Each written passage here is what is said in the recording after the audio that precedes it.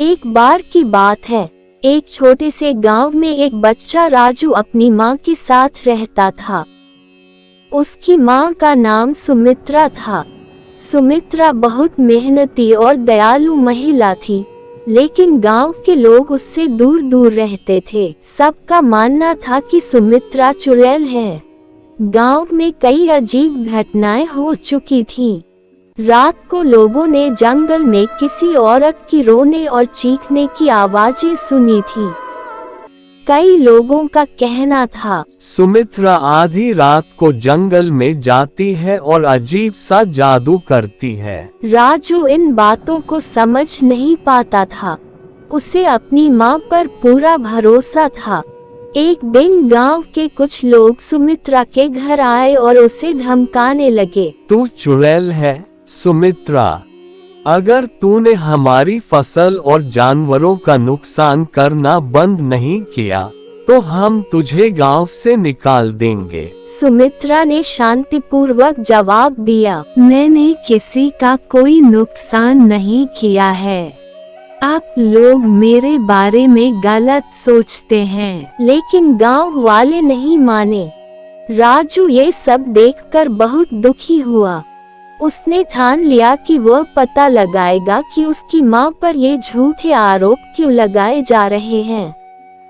रात को जब सुमित्रा जंगल की ओर गई, तो राजू चुपचाप उसके पीछे पीछे गया।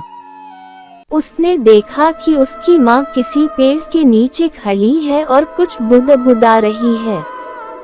राजू थोड़ा डर गया, लेकिन उसने साहस करके पास जाकर, माँ, आप यहाँ क्या कर रही हैं? सुमित्रा ने मुस्कुराते हुए, बेटा, मैं यहाँ पूजा कर रही हूँ। ये जंगल हमारा रक्षक है।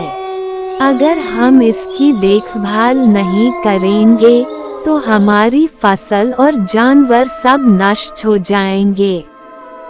मैं पेड़ों और प्रकृति से आशीर्वाद मांगती हूँ ताकि हमारा गांव खुशहाल रहे। राजू को सब समझ में आ गया।